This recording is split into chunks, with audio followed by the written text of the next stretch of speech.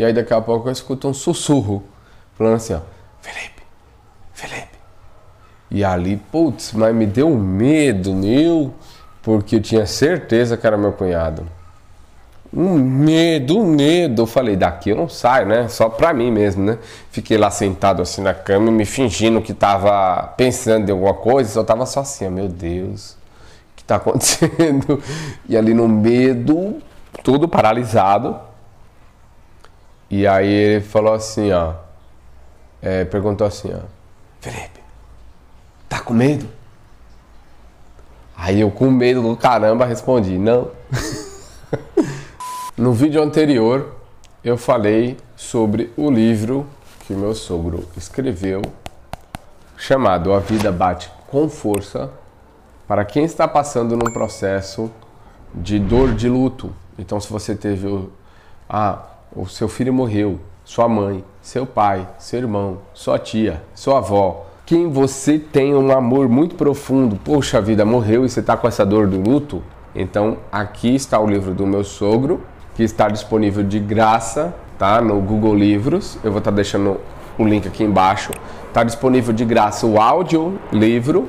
Você não vai precisar nem ler, só vai escutar, tá? E se você quiser também o livro físico, eu vou deixar o link aqui embaixo.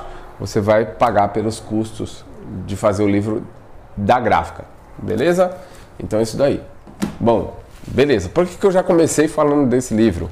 E pode ser que você não tenha assistido o vídeo anterior, que eu falei sobre a dor do luto. Mas o vídeo de hoje, nós vamos falar sobre como que eu comecei a aceitar a minha mediunidade. Então, vamos embora. Essa questão de aceitar a mediunidade ela é muito engraçada. Por quê? Porque tem muitos médiuns que não aceitam a sua mediunidade. E ele continua sendo médium. E é incrível, como que é óbvio. E nós que somos médiuns, a gente não pensa nisso. Então até 28 anos de idade, eu não aceitei a minha mediunidade. E aí eu tive muitos problemas por não aceitar a minha mediunidade. Muitos problemas. Então vou fazer uma série de vídeos falando agora de uma trajetória legal e que boa parte disso está nesse livro. Quem escreveu esse livro foi o meu sogro. Então você vai pegar o ponto de vista de quem teve o filho assassinado e aí qual foi a busca que ele precisou fazer, tá? Então assim, se você está passando pela dor do luto, você sabe da depressão, sabe da profundidade que é isso daí, parece que nada nem ninguém vai conseguir te ajudar, te socorrer, te amparar, né? E você não vai ter a tal da visita do Espírito Consolador. Porém, existe o seu sentido, o seu espírito de busca, tá bom? Você vai ter que sair de alguns paradigmas, você vai precisar deixar os preconceitos de lado e começar a buscar algumas coisas pelo teu ente amado, querido, essa pessoa única no universo. Aí foi chegando em 2013, 2014, 2015, eu tava tendo vários episódios quase que todo dia de acordar com uma estranheza e tal, mas depois eu vou contar no detalhe, é só para falar até onde que eu cheguei nessa questão. Quando foi em 2015, o meu cunhado ele foi assassinado. Vai ter toda a história aqui, tá? Daí pra frente, o que aconteceu? Resumindo, tá? Pra gente poder entrar nessa hora que foi a primeira vez que eu aceitei a trabalhar a minha mediunidade. Aconteceu que no dia que o meu cunhado foi assassinado, né, que eu não fiquei sabendo, dormi e tal, não sei do que. Quando eu acordei com uma estranheza e falando, caramba, se eu pudesse não ir trabalhar hoje, eu não iria, porque eu tô sentindo uma coisa ruim, sei lá e tal. Eu lembro de ter mandado mensagem pro meu irmão pra falar assim, minha mãe tava com meus filhos, aí eu falei, acho que é bom minha mãe dar uma olhada aí nos meus filhos e tal, tô sentindo que alguma coisa aí muito forte, muito maluca aí tá acontecendo, ou vai acontecer, ou já aconteceu. E eu tô meio assim, enquanto isso estava indo pro trabalho. Trabalhei no dia, não trabalhei muito legal. Voltei com uma coisa muito estranha no ar, com uma coisa muito doida. E aí no final das contas, o que aconteceu?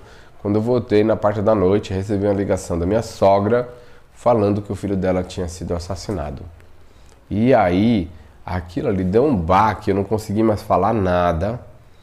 E ficou uma coisa muito estranha, né? É como se depois daquela conversa eu estava sendo Tava vendo as coisas, mas às vezes apagava e voltava. Então comecei a fazer algumas coisas no automático, vamos dizer assim. Então fiquei bastante mexido. Por quê?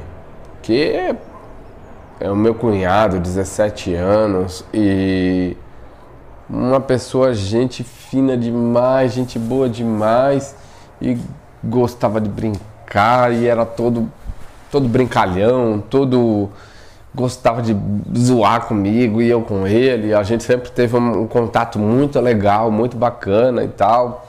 Ele ia dormir na minha casa, eu ia lá na casa dele também junto com a minha esposa e tal. E eu vi, né, conhecia ele desde 7 anos de idade. E aí, puxa vida, quando aconteceu aquilo, pra mim foi um baque.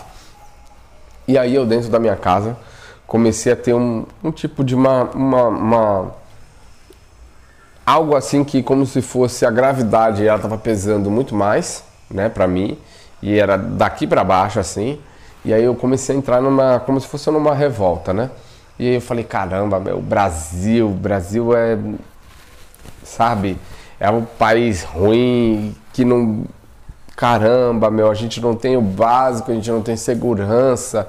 E comecei a falar, caramba, também não vou ficar aqui no Brasil não, eu tenho que sair daqui mesmo, desse lugar e tudo mais. E aí comecei a entrar em um monte de coisa, falei um monte de coisa ali e tal, e eu tava sozinho, né, em casa. Meus filhos já estavam na casa da minha mãe, né, na parte de cima da minha casa e tal. E ali eu tava naquele processo, remoendo um monte de coisa. E depois, quando eu ouvi, parecia que eu estava vendo uma foto, que essa foto não existia, né, no tempo, como se eu estivesse vendo a foto da minha família, assim. E aí eu senti a presença do meu cunhado aqui atrás de mim, como se estivesse olhando também a foto, junto comigo. E ele falou assim, Felipe... E enquanto isso eu estava olhando essa foto que não existia, mas vocês vão entender. Tava falando assim, seja aqui no Brasil ou em qualquer outro lugar, o que importa é a pessoa que você é. E você vai ter um futuro muito bonito, muito e tal, não sei do que.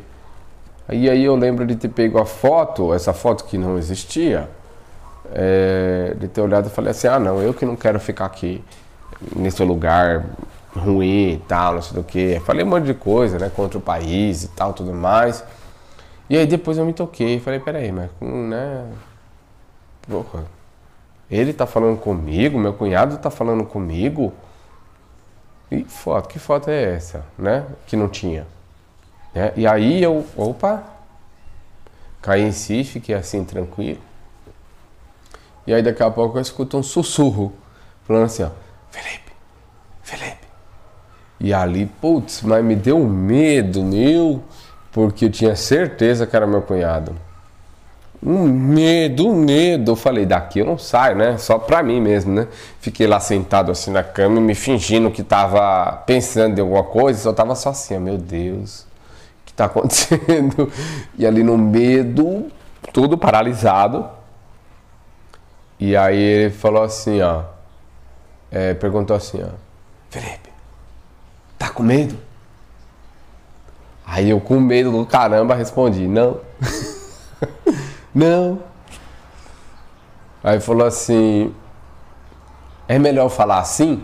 E aí falou com uma voz que agora já não era mais de fora. A primeira vez a voz dele era de fora pra dentro, mas num tipo como se fosse mais um sussurro. E dessa vez ele falou assim, ó, e agora, melhorou? A voz já tava aqui assim, ó, tava aqui. Tava como dentro da minha mente, não dentro da minha cabeça, da minha mente. Tava em outra questão energética. E aí eu olhei para aquela situação toda e falei assim, é melhor você falar assim então. E ali eu já tava meio que tipo assim, caramba, ele tá falando, mas tá falando todo normalzão, do jeito que ele fala mesmo. Tipo assim, meio que ele tinha um sorriso na voz. Então tudo ele falava meio rindo assim. E aí eu falei assim, caramba, né? Tá. Aí ele falou assim, ó, daqui a pouco a Ana vai chegar, minha esposa, estava trabalhando. Daqui a pouco a Ana vai chegar. E aí nisso, quando ele falou daqui a pouco a Ana vai chegar, eu não escutei mais a voz dele. Eu vi umas imagens. E a imagem era eu pegando um copo com água e pegando 2 comprimidos e deixando ali do lado e resolvendo a situação. Quando eu vi, eu já estava fazendo essa cena. E aí eu não entendi o que era. Já era hora de buscar a minha esposa lá no ponto de ônibus. Fui até o ponto de ônibus, falei para os meus filhos não comentar nada com ela, por quê? Porque eu tenho que seguir aquilo que o Natan falou para mim. Ou seja, o meu cunhado, que morreu, estava falando comigo, falou para mim fazer algumas coisas. E eu já estava seguindo aquilo que ele estava falando, né? Então fui até lá, fui até o ponto de ônibus, cheguei com ela em casa, não falei nada, ela falou assim, ó, tem alguma coisa esquisita aí acontecendo que eu sei. Pela nossa forma, né? Por como que a gente estava. Eu falei, tá bom, só se senta aqui. E eu estava seguindo tudo o que o Natan tinha falado para mim. Se senta. Aí eu peguei e falei assim, ó, vira a mão. Ela virou a mão. Aí eu falei assim, ó, você vai pegar esse comprimido, vou te dar água, você vai tomar. E aí ela pegou os comprimidos, tomou e tal. E aí depois eu fiquei pensando, que diacho é isso que eu tô fazendo? Depois quando eu olhei assim os comprimidos, era 2 Dorflex. Mas também não sei por que eu agi dessa forma. Mas assim, eu tinha feito exatamente aquilo que, quando o Natan falava, muitas vezes, eu perdia como se fosse o áudio e vinha só as imagens. E ali eu estava fazendo. E ali eu dei, né, os remédios para ela ali, os 2 comprimidos de Dorflex na água, segui aquilo ali e falei para ela o que tinha acontecido. Aí acabou, não tem como. O irmão dela, né? O irmão mais novo. E aí é um negócio muito maluco. Sendo que para esse vídeo não ficar tão maior, eu vou continuar no próximo, beleza? Já falei que ia fazer assim, mas se você quiser encurtar os passos do que eu vou falar aqui, algumas coisas, claro que não vai ter, porque é o ponto de vista do meu sogro. Então, meu sogro está contando a história, né, do assassinato do assassinato, não a história do assassinato do filho dele, mas a história da busca que ele fez para superar essa dor do luto, tá? Para aliviar, para dar base para ele. A busca que ele fez, que é a busca que eu faço e que a gente está fazendo até hoje, tá? Então vai ter o audiolivro de graça, tá? De graça. E você também vai poder ter ele também no celular, no aplicativo do Google Livros, tá? E se você quiser o livro, aí pelo custo de envio, acho que o custo do livro na gráfica está sendo coisa de R$30. Então vai ter o custo de envio, vai dar uns 30, 35, alguma coisa assim. Vai depender do lugar do Brasil que você tá também, tá bom? Mas tudo que eu puder, eu vou estar deixando aqui embaixo nos links aqui da descrição, primeiro comentário. E assim, para não ficar um vídeo muito longo, eu vou ficar fazendo esses vídeos picados. Agora sim a gente entrou na história de que foi o primeiro espírito que eu estava escutando e conversando ali como médium, beleza? E se você não é inscrito no canal, se inscreva no canal. E até o próximo vídeo. Vamos embora que eu tô doido para contar toda essa história. Até o próximo vídeo.